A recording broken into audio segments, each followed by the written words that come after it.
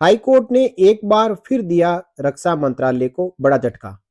कहा, कोई जवान यदि भारतीय सेना में सेप 1 और बिल्कुल फिट भर्ती हुआ है, उसके बाद में उसको डिसेबिलिटी होती है, तो डिसेबिलिटी पेंशन तो देनी ही पड़ेगी।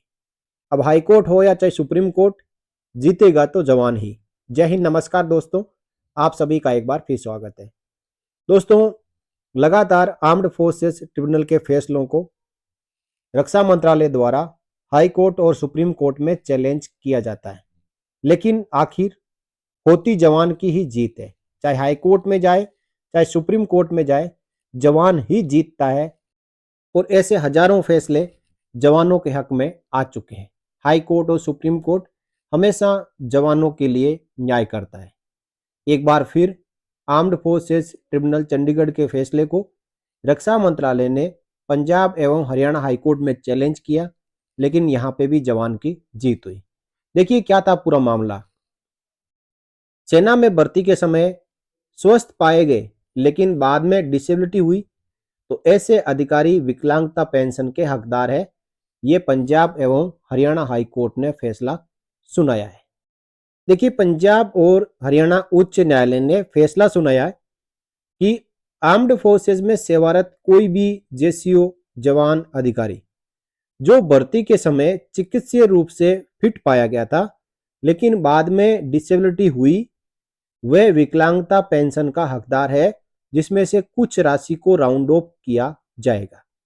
देखिए, कोई भी जवान भारतीय सेना में भर्ती होता है, अधिकारी भर्ती होता है, तो पहले उसका मेडिकल टेस्ट किया जाता है और सेप 1 होने के उपरांत ही, बिल्कुल मेडिकली फिट होने के उपरांत ही उसे सेना में भर्ती किया जाता है। अब सेवा के दौरान अलग अलग कंडीशंस में जब वो देश सेवा करता है, हाईएलटी में, पीस में, फील्ड में, सीआई ऑप्स में, मॉडिफाइड फील्ड में, और इन अलग अलग टेरेन में सेवा करते समय उसे कोई डिसेबिलिटी हो जाती है, तो हाई कोर्ट और सुप्रीम कोर्ट का हमेशा ही मानना है कि उसे सेवा के कारण दिव्यांगता माना जाएगा और उसको राउंड ऑफ करके डिसेबिलिटी पेंशन दी जाएगी। अब देखिए मौजूदा फैसले में क्या हुआ था। यह फैसला भारत सरकार द्वारा चंडीगढ़ स्थित आर्म्ड फोर्सेस ट्रिब्यूनल के 15 सितंबर 2023 के आदेश के खिलाफ दायर एक रिट याचिका को खारिज करते हुए आया। देखिए, एएफटी ने सरकार को निर्देश दिया था कि वे पूर्व सैनिक कश्मीर सिंह को डिसेबिलिटी पेंशन का लाभ प्रदान करें, जिसमें डिसेबिलिटी पेंशन के विकलांगता जो डिसेबिलिटी एलिमेंट है, उसको 1 मई 2001 से 30 अप्रैल 2003 तक 2 वर्षों के लिए 50% पर राउंड ऑफ किया जाए, जिसका आंकलन 20% से कम यानी 6 से 10% किया गया था। आजकल क्या है, रिलीज मेडिकल बोर्ड होता है, तो रिलीज मेडिकल बोर्ड में 20% से कम डिसेबिलिटी परसेंटेज कर देते हैं। उसके बाद जवान भटकता रहता है, पहले एएफटी में, फिर हाई कोर्ट में, फिर सुप्रीम कोर्ट में। यानी 20% से कम कर दिया तो उसकी डिसेबिलिटी पेंशन 50% राउंड ऑफ नहीं होगी। 50% राउंड ऑफ नहीं होगी तो वो डिसेबिलिटी पेंशन का हकदार नहीं है। कम से कम 20% डिसेबिलिटी परसेंटेज होना ही चाहिए, तभी पेंशन मिलती है।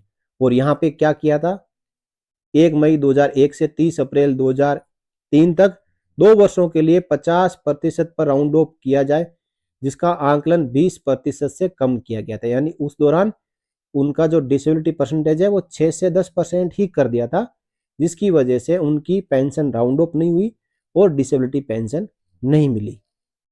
अब देखिए, जो रक्षा मंत्रालय के एडवोकेट थे, उन्होंने बताया कि कश्मीर सिंह 14 सितंबर 1983 को भारतीय सेना में भर्ती हुए थे और 30 अप्रैल 2001 को उन्हें डुलोडन अल्सर और रिफ्लक्स एसोफेगिटिस के कारण, यानी ये डिसेबिलिटी है जिसका नाम है बीमारी का, इसके कारण लो मेडिकल कैटेगरी में उन्हें रिलीज कर दिया गया, यानी भारतीय सेना से सेवा मुक्त कर दिया गया था। मेडिकल बोर्ड द्वारा उनकी डिसेबिलिटी 6 से 10% आंकी गई और ये माना गया कि ये न तो सेना सेवा के कारण हुई है और न ही सेना सेवा के कारण बढ़ी है, यानी नाना केस कर दिया गया, नाइदर एट्रीब्यूटेबल नोर एग्रीवेटेड बाय मिलिट्री सर्विस।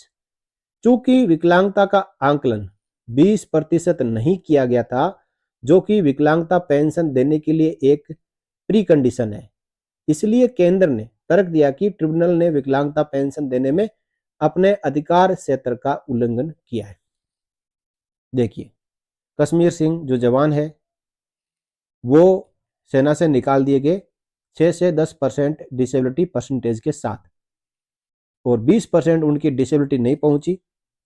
इसका मतलब 50% राउंड ऑफ नहीं हुई तो क्या किया कि कश्मीर सिंह को बिना पेंशन के ही निकाल दिया।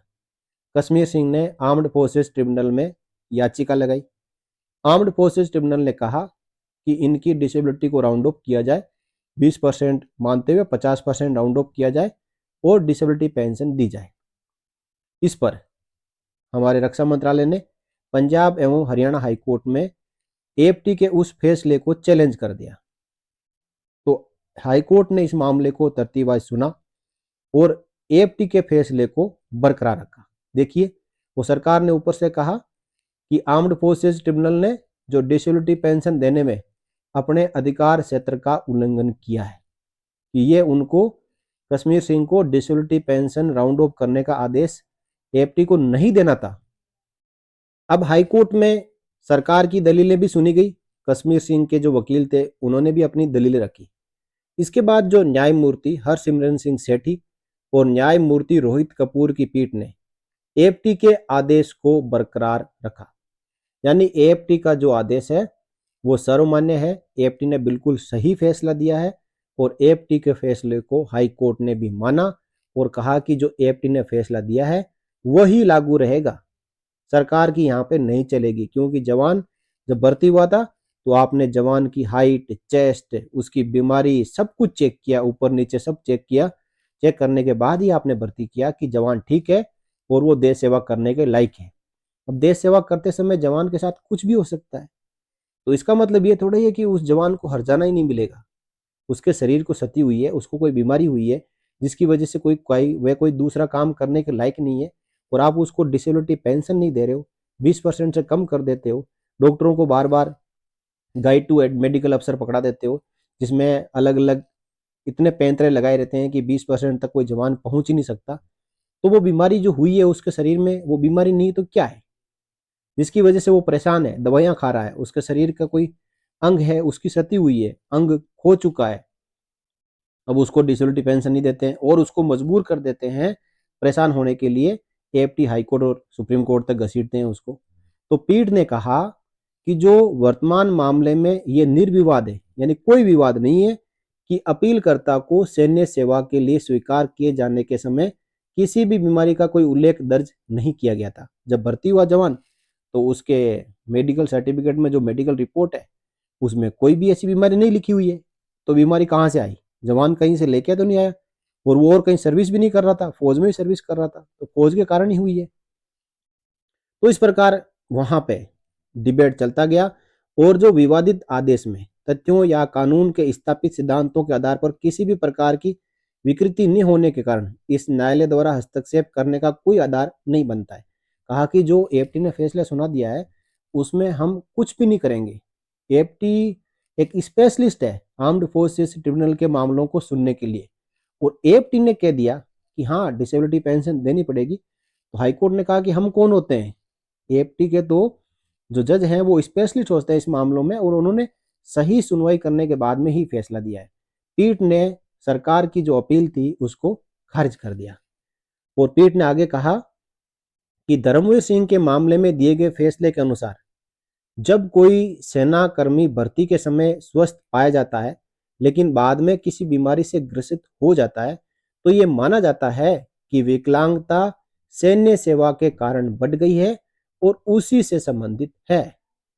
जो माननीय सुप्रीम कोर्ट का एक फैसला है धर्मवीर सिंह बनाम यूनियन ऑफ इंडिया, वो फैसला सर्वमान्य है और उस फैसले के कारण सैकड़ों, हजारों, लाखों पूर्व सैनिकों को डिसेबिलिटी पेंशन मिल रही है और आगे भी मिलती रहेगी।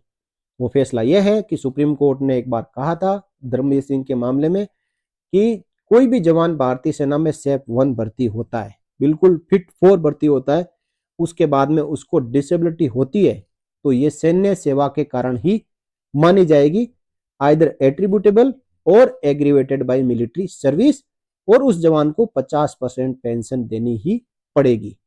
यानी 20% डिसेबिलिटी परसेंटेज के बाद 50% राउंड ऑफ करके और डिसेबिलिटी पेंशन देनी ही पड़ेगी। तो एक बार फिर यहाँ पे कश्मीर सिंह जो जवान है उसकी जीत हुई है, और हम एफटी के फैसले के बाद माननीय पंजाब एवं हरियाणा हाईकोर्ट के फैसले का सम्मान करते हैं और आदर करते हैं कि हाई कोर्ट इस प्रकार के फैसले जवानों के हक में आगे भी देता रहे।